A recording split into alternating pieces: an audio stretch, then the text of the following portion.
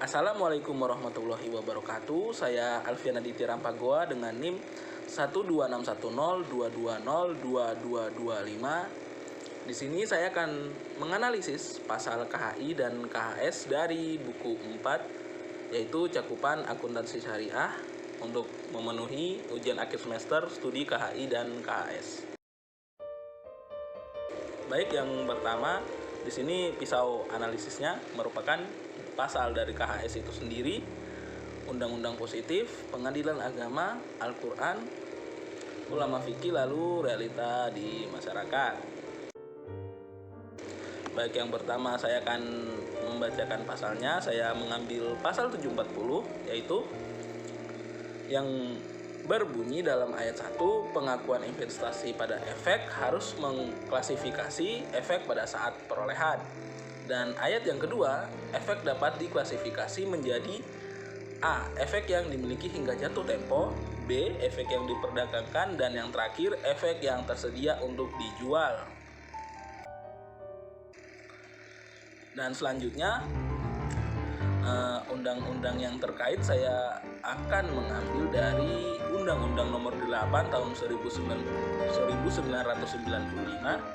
pasal 1 ayat 27 yang berbunyi, reksadana adalah wadah yang dipergunakan untuk menghimpun dana dari masyarakat pemodal untuk selanjutnya diinvestasikan dalam portofolio efek oleh manajer investasi.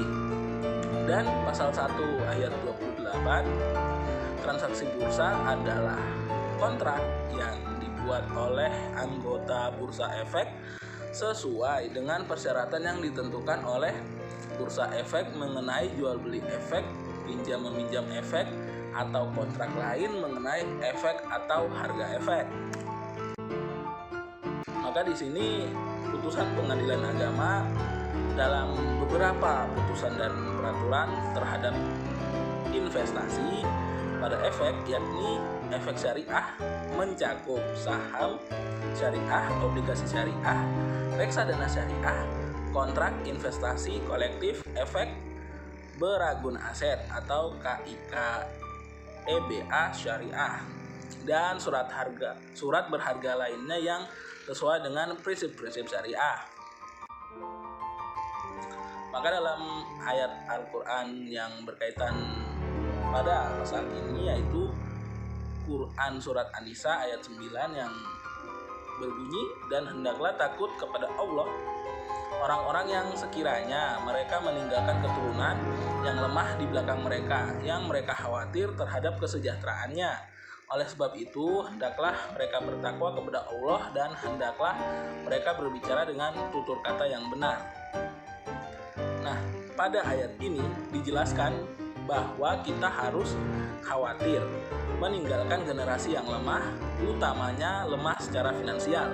Karena itulah siapapun harus berikhtiar untuk menyiapkan generasi yang melek finansial. Ini dapat ditempuh dengan cara menanamkan mindset atau pikiran investasi sejak dini. Baik, selanjutnya adalah pendapat ulama fikih. Di sini sebagian jumhur ulama berpendapat bahwa syarat diperbolehkannya perdagangan efek yaitu jika perusahaan atau instansi itu tidak beroperasi dalam hal-hal yang terlarang seperti menghasilkan dan menjual minuman keras, dan tidak melakukan transaksi dengan menggunakan bunga riba baik dalam menyimpan maupun meminjam.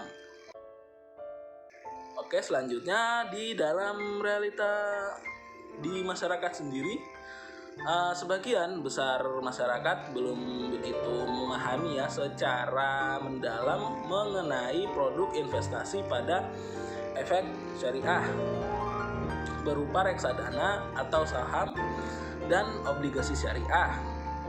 Masyarakat masih lebih memilih menanamkan uangnya di perbankan seperti deposito yang dinilai lebih aman, dan dananya masyarakat itu mengendap di bank.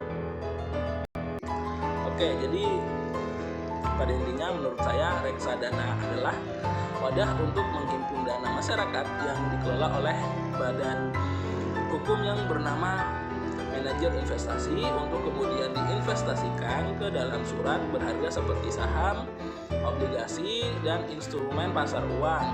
Efek yang dimiliki hingga jatuh tempo ini adalah reksadana yang memiliki karakter mirip dengan deposito, yaitu memiliki masa jatuh tempo, membagikan keuntungan secara berkala, serta biasanya nilai pokok investasi masih tetap utuh pada saat reksadana itu jatuh tempo. Baik, itu tadi analisis pasal dari saya. Semoga bermanfaat. Jika ada kekurangan mohon dimaafkan. Terima kasih. Wassalamualaikum warahmatullahi wabarakatuh.